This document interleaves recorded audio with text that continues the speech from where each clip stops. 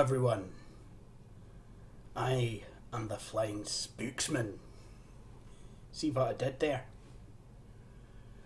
And I come before you, good people, this evening with a tale of unending horror and absolutely no form of comfort whatsoever. But enough about my credit card statement. I've actually thought I would try a bit of something different this Halloween. I got myself a pair of Dracula fangs. I was kind of hoping to do the whole vampire thing, but all that's really happened is I got sticky putty everywhere. But and it seems to be sticky except for everywhere I need it to be, like the fangs, for example, to at least hold them in my mouth, and then I could have done the whole "I want to suck your blood, blah blah blah" thing, and it just didn't go so well. And of course, if Hotel Transylvania has taught us anything, it's that vampires, they don't go blah blah blah. But tonight's story is of something that never was. Something that is quite disturbing. And probably one of the first examples of an internet creepypasta that we know about today. Of course, I'm talking about Polybius. Nope, not the Polybius Square, nor am I talking about the Greek historian Polybius. I don't know what his first name was, I should know. But for now, let's just call him John. But that's the last you'll be hearing about him. So, Polybius then. What was it? Well, in this video, I'm going to talk a wee bit about what it was, but I'm also going to, actually discuss my thoughts and feelings on whether a game such as Polybius could actually exist. I'm not trying to say one way or the other whether Polybius did or did not exist, but what I am saying is, what I am wanting to at least what I am wanting to reflect upon is, could a game like Polybius exist? Is it possible for a game to do what Polybius was claimed to have done? And exactly what Polybius has done? Well, that we're a way to find out.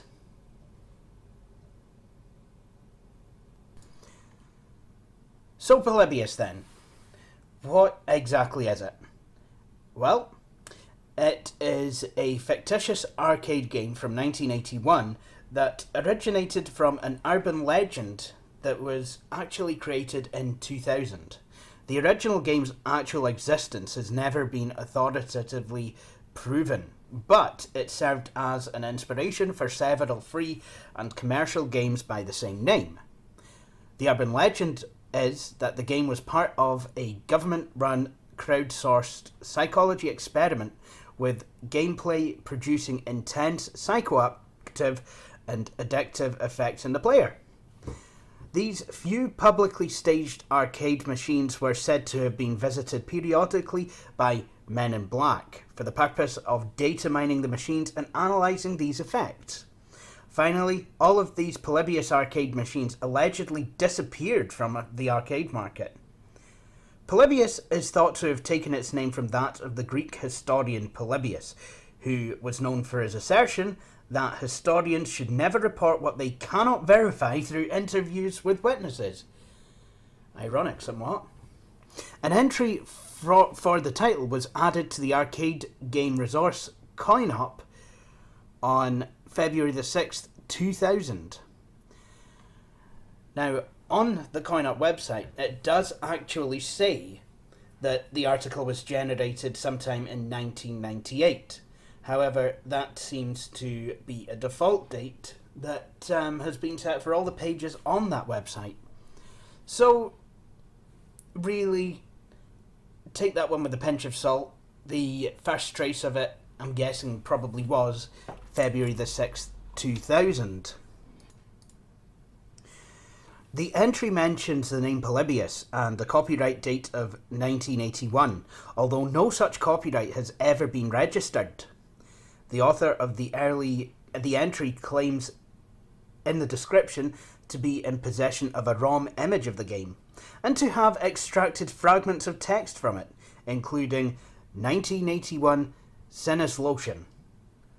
The remainder of the information about the game is listed as unknown, and it's about this game section describes the bizarre rumours that make up the legend. The story tells of an unheard of new arcade game appearing in several suburbs of Portland, Oregon in 1981, something of a rarity at the time. The game is described as proving popular to the point of addiction, with lines forming around the machines, often resulting in fighting over who would play next. The urban legend describes how the machines were visited by men in black, who collected unknown data from the machines, allegedly testing responses to the game's psychoactive effects. Players supposedly suffered from a series of unpleasant side effects, including amnesia, insomnia, night terrors, and hallucinations. Approximately 1 month after its supposedly release in 1981, Polybius is said to have disappeared without a trace. Ben Silverman of Yahoo Games remarked, "Unfortunately, there's no evidence that this game ever existed. No less turned its users into babbling lunatics. Still, Polybius has enjoyed cult-like status as a throwback to a more technologically paranoid era." The company named in most accounts of this game is Sinus Lotion. The word is described by writer Brian Dunning as a not quite idiomatic German meaning sense delete, or sensory deprivation. These meanings were derived from senses, and lotion, to distinguish, or to delete. Sometime prior to September 2003, the owner of Coin.org submitted a tip-off to the video game magazine GamePro about Polybius. Polybius then received some mass-market attention in the September 2003 issue of GamePro as part of a feature story on video games called Secrets and Lies. The article declared the existence of the game to be inconclusive.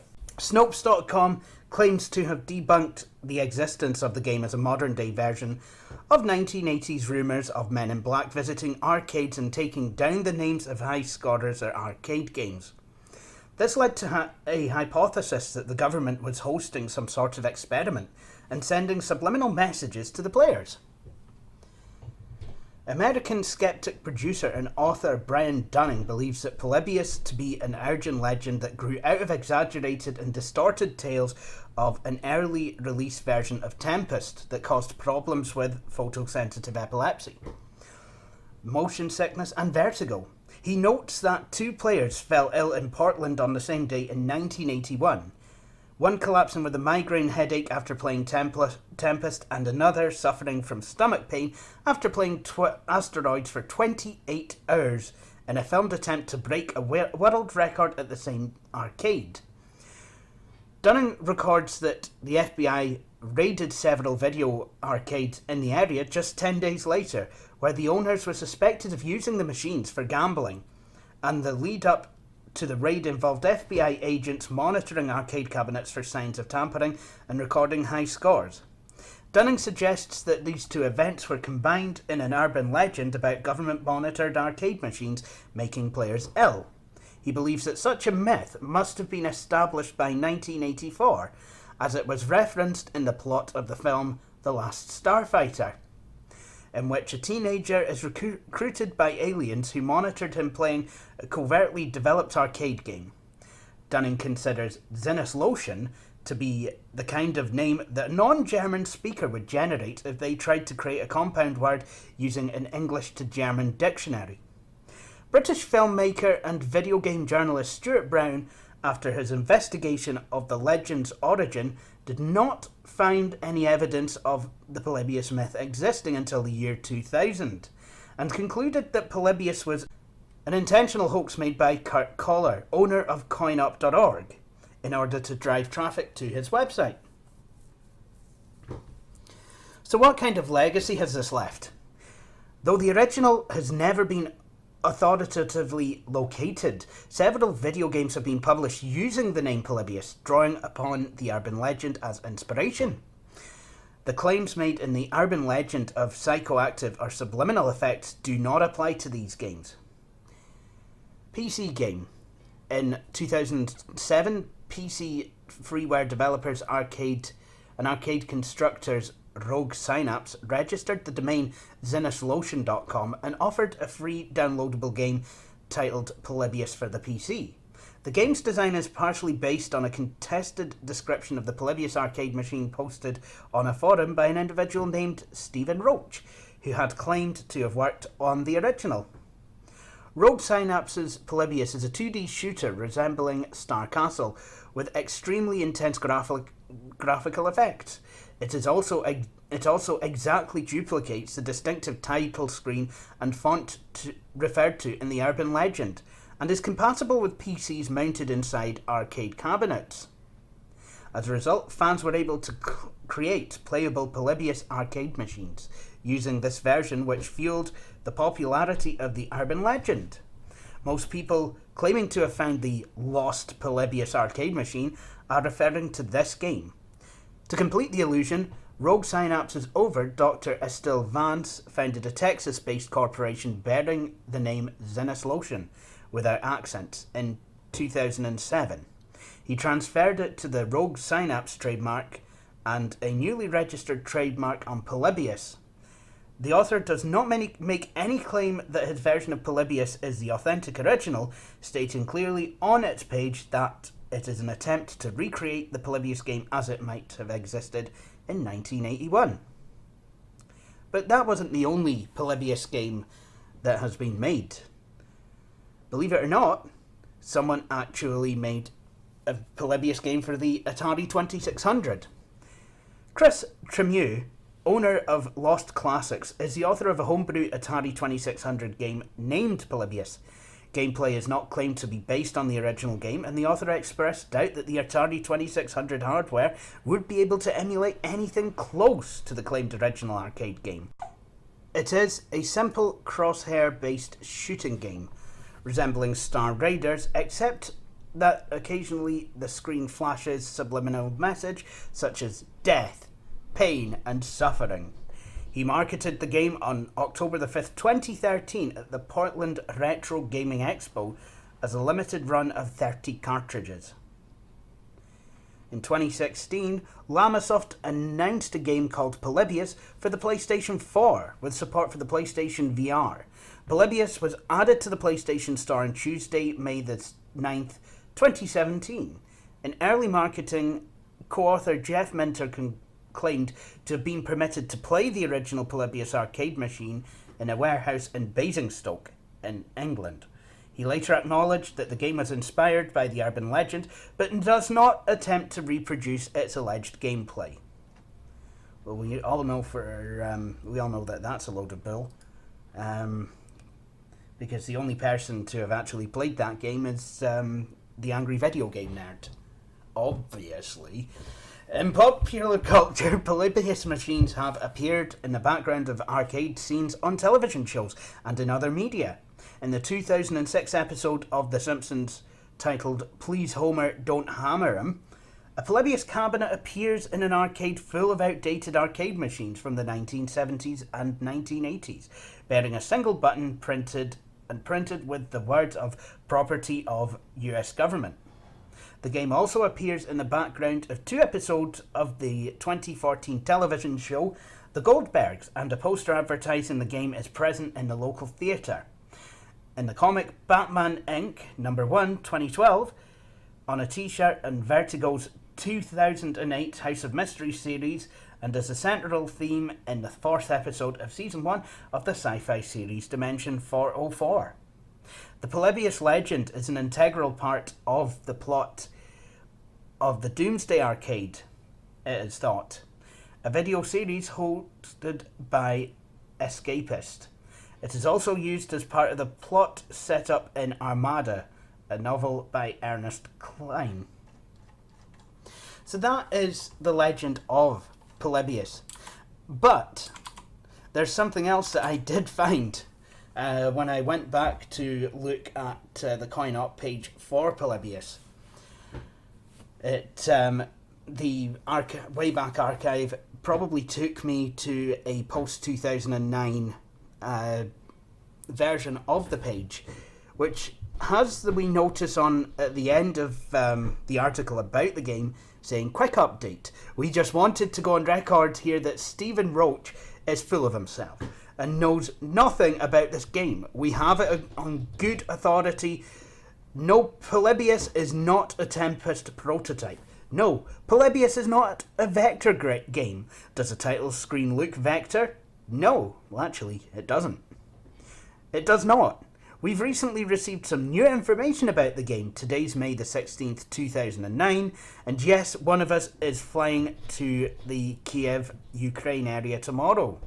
And yes, this trip is related to this information. Stay tuned." Well, I don't really think we got much back from that trip. I tried recording the PC version of the game, only got so far, and there was no voiceover. I tried to find the Atari 2600 version. I couldn't seem to find a ROM for it. But, you know, if I do find one, I guess I could do a video of me playing that. The PlayStation version of Polybius is available, but it's $13.49. And to be honest, I think it's a wee bit steep for something that I probably only play for a video. So with that said, I guess we're pretty much out of Polybii. Is that the plural of Polybius? I don't know.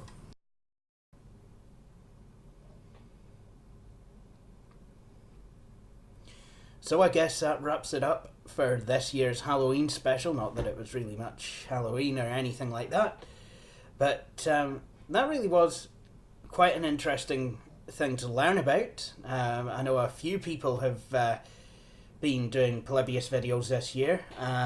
In fact, they've been doing Polybius videos around about this month or this past couple of weeks, and I know I'm getting on the bandwagon a bit here, but you know what? Fuck it. It's an interesting story, Ken.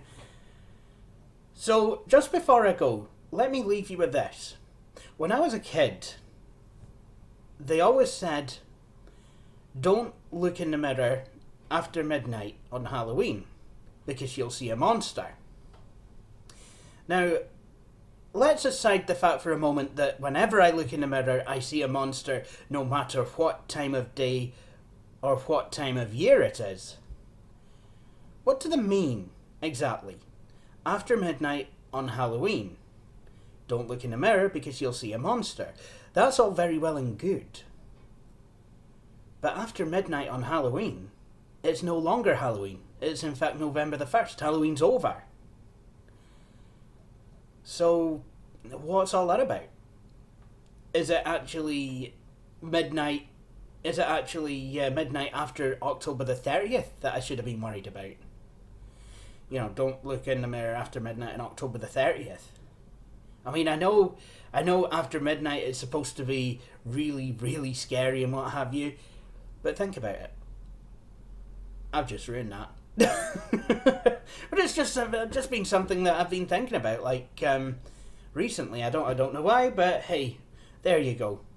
Anyway, have a happy whatever's left of Halloween for you folks, and please join me for my next video. Thank you for watching this video.